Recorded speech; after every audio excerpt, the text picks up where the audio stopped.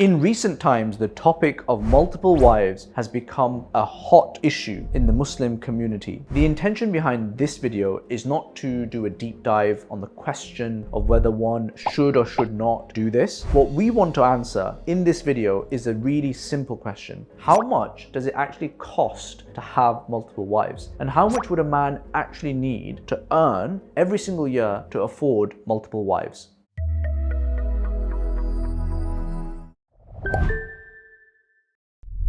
I'm Ibrahim Khan. I've been studying economics and traditional Islamic sciences for over 13 years now. I've been lucky enough over the years to have been covered by various publications and have authored a book on halal investing. IFG started with my co-founder Mohsin alongside our legal careers in the city.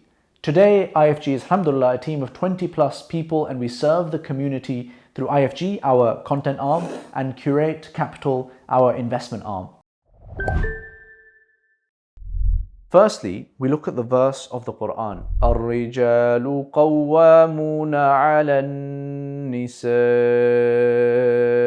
بما فضل الله بعضهم على بعض وبما أنفقوا من أموالهم. Men are the maintainers of women because Allah has made some of them excel others and because they spend out of their property. From this and other hadith, we can conclude that men need to financially provide for their spouses. Next, we look at this verse. فَانْكِحُوا مَا طَابَ لَكُم مِّنَ النِّسَاءِ مَثْنَى وَثُلَاثَ وَرُبَاعَ فَإِنْ خِفْتُمْ أَلَّا تَعْدِلُوا فَوَاحِدَةً. So marry other women of your choice, 2 or 3 or 4. But if you fear that you shall not be able to deal justly with them, then marry only one. We deduce from this that dealing justly with spouses is completely critical. And we know that scholars have given a variety of views on what exactly that means. We will assume for our purposes that a husband needs to maintain his wife to at least a middling standard according to the average of his country. And we will work with the UK as we live here for the purposes of this video. We're also going to make a very key assumption that each wife will need her separate accommodation and household rather than a shared household. And this is on the basis that homes in the UK are much smaller and not really designed for extended families, as might be the case in Muslim countries. And we don't think it's fair to expect wives to necessarily share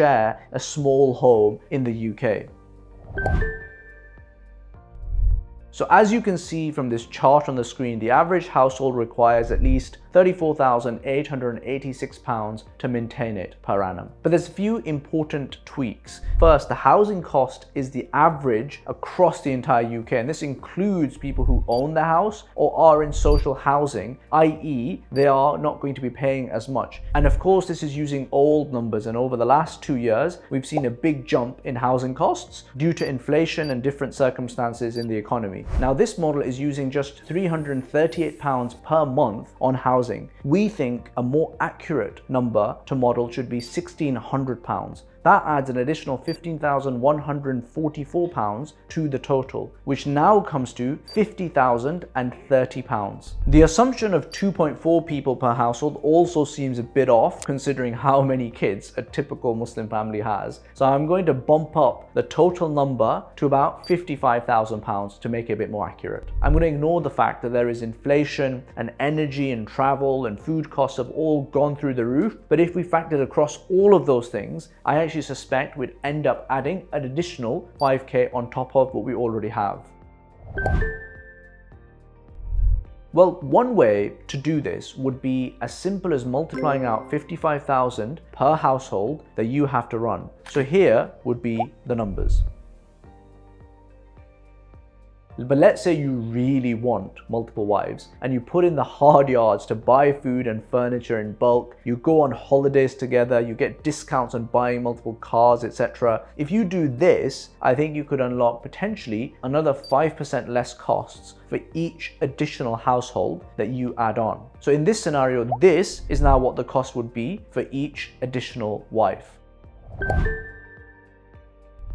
So as you can see, folks, multiple wives is not a cheap endeavor. But the question then is, who can actually afford it? When it comes to annual income, a salary of £80,000 would put someone firmly in the top 5% of UK earners. And according to HMRC taxpayer data from 2016-17, the 95th percentile of earnings began at 75,300. And if this has gone up in line with the earnings growth that we've generally seen since then, it will be at least £80,000 today. So if you have about £35,000 as your annual income, you are somewhere in the middle. And if you have around £60,000, that puts you in the top 25% of the population. And if you want to figure out where you lie, specifically, the Institute for Fiscal Studies is a really nice tool that you can play with. I'll put the link in the description below. So now looking at this table again, I have actually put in an additional column which puts a salary down next to how many wives you are aiming for. As you can see, I have made the salary slightly higher than the cost of maintaining a household on the assumption that a man would not want to have all of his money just going to maintain his multiple wives and actually would want to make some savings on top of this. So in my humble view, thinking about a second wife on a salary less than 100k is in most cases wishful thinking. Look, I know that there are a number of people out there who do maintain polygynous relationships today and benefit from the social security or welfare system that we have in various different countries that we live in today that pay out support payments to low-earning families. In my humble view, that doesn't seem like a particularly appropriate use of the social security net. I am personally not that keen on paying my taxes to Amjad, who happens to be unemployed, for him to have 3 wives. Now, this is not a blanket statement. I get that relationships are an organic thing, and if, for example, you have a single mom on welfare support with 3 kids and she now starts looking for a spouse and finds someone who is happy to marry her as his second wife, so long as his financial contributions are lower and affordable for him, then maybe that's okay. But I know for a fact that many people in polygynous relationships can only really make it work because of welfare. And that just doesn't sit right with me, if I'm honest. I, as a man, am qawwam, and I am letting the UK government give me charity to make my ends meet for my second or third spouse. It doesn't sit right with me at all. We're not supposed to be optimizing to get benefits.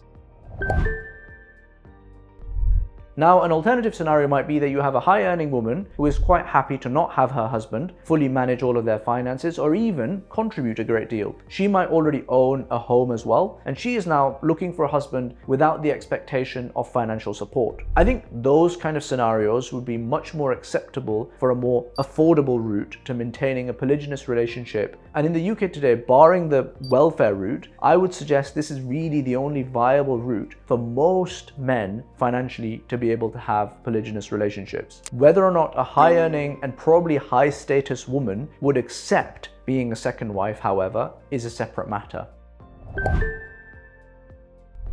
So I know I said that this is primarily a commentary on the financial implications of polygyny, but I do think there are a few important situations where polygyny might make sense. First, where you live in a society and culture where things are easier and more facilitated for multiple wives, and culturally the women in that country are more accepting of it as well. Second, where you marry multiple wives from the start with all of the spouses knowing that they're going into a polygynous relationship. This is actually a prophetic tradition as well if we look into the marriages that happened after Khadija radiallahu anha. Third, where the spouse cannot bear children or does not want to, or has become so seriously ill that she can't fulfill her full duties as a spouse anymore. In those kind of scenarios, I think it makes sense to consider having multiple wives rather than divorcing a spouse in that kind of situation. Financially, the reality is you would need to be earning a decent amount in order for it to be viable for you to have a polygynous relationship, typically above 100,000 as a minimum. There are exceptions to this rule that we have discussed, but that's the number that I think you're probably looking at. You would need to weigh up your options. A, get 2 wives and the benefits and the costs that come with it. B, get 1 wife and save about 40k per annum and build up a more comfortable retirement and a higher quality of life. As for the question if I would do it, Ibrahim, your wife's coming.